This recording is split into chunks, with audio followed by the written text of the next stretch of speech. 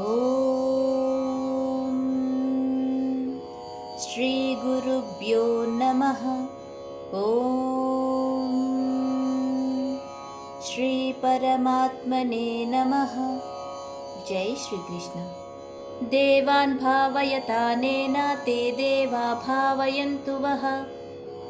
పరస్పరం భావయంతః శ్రేయః పరమవాప్స్యత.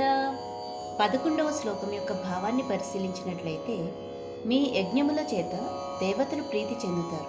దేవతల మనుషుల పరస్పర సహకారం వలన అందరికీ గొప్ప శ్రేయస్సు కలుగుతుంది. అర్జున, ఇష్టాన్ భోగాన్ హి వో దేవాః దాస్యంతే యజ్ఞభావితాః తైర్దత్తాన ప్రదాయేభ్యః యో భుంక్తేస్తేన ఏవ సః.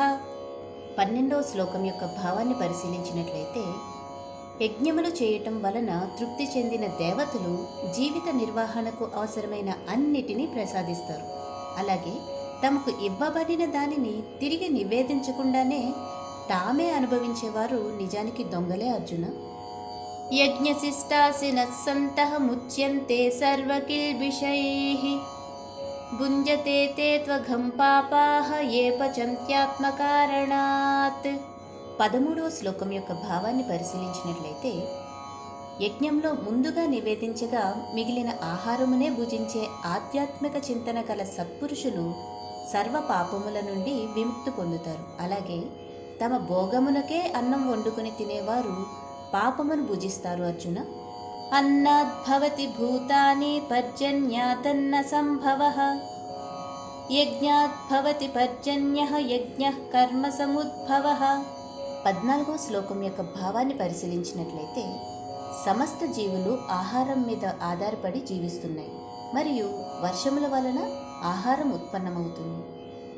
యజ్ఞములు చేయటం వలన వానలు కురుస్తాయి మరియు నిర్దేశించబడిన కర్తవ్యముల ఆచరణచే యజ్ఞము జనిస్తుంది. అర్జున, కర్మ బ్రహ్మోద్భవం విద్ధి బ్రహ్మాక్షర సముద్భవం తస్మాత్ సర్వగతం బ్రహ్మ నిత్యం యజ్ఞే ప్రతిష్ఠితం.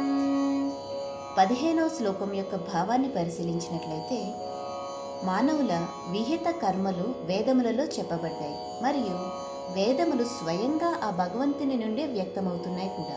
కాబట్టి సర్వవ్యాపి అయిన భగవంతుడు నిత్యము యజ్ఞ కార్యక్రమంలో స్థితంగా ఉంటాడు. అర్జున, ఏవం ప్రవర్తితం చక్రం నానువర్తయతి హయః అఘాయురింద్రియారామః మోఘం పార్థ సజీవతి. 16వ శ్లోకం యొక్క భావాన్ని పరిశీలించినట్లయితే, వేదములచే నిర్దేశించబడిన ఈ యజ్ఞ చక్రములో తన బాధ్యతను నెరవేర్చని వారు ఎవరైతే ఉంటారో వారు పాపాత్ములు. వారు తమ ఇంద్రియ భోగముల కోసము జీవిస్తూ ఉంటారు. అట్టి వారి జీవితము వ్యర్థము. యస్త్వాత్మరతిరేవ స్యాత్ ఆత్మతృప్తశ్చ మానవః ఆత్మన్యేవ చ సంతుష్టస్తస్య కార్యం న విద్యతే.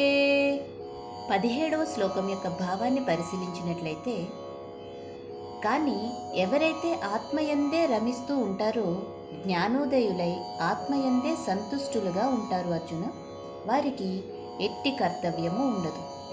నైవ తస్య కృతేనార్థః నా కృతేనేహ కశ్చన నాచాస్య సర్వభూతేషు కశ్చిదర్థవ్యపాశ్రయః.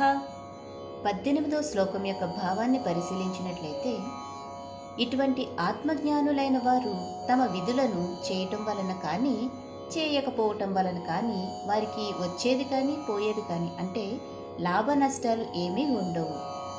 తమ స్వార్థ ప్రయోజనం కోసం వారు ఇతర జీవులపైన ఆధారపడవలసిన అవసరం అంతకంటే లేదు. అర్జున, తస్మాదసక్త సతతం కార్యం కర్మ సమాచర అసక్తో హ్యాచరన్ కర్మ పరమాప్నోతి పూరుషః.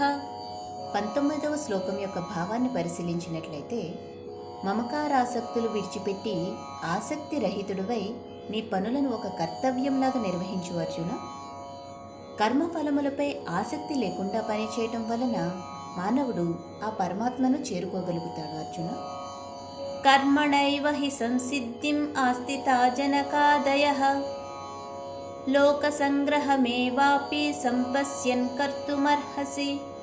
20వ శ్లోకం యొక్క భావాన్ని పరిశీలించినట్లయితే, తమ ధర్మములను నిర్వహించడం ద్వారానే జనక మహారాజు వంటి వారు కూడా సిద్ధిని పొందారు అర్జున. వీడియో కనుక మీకు నచ్చినట్లయితే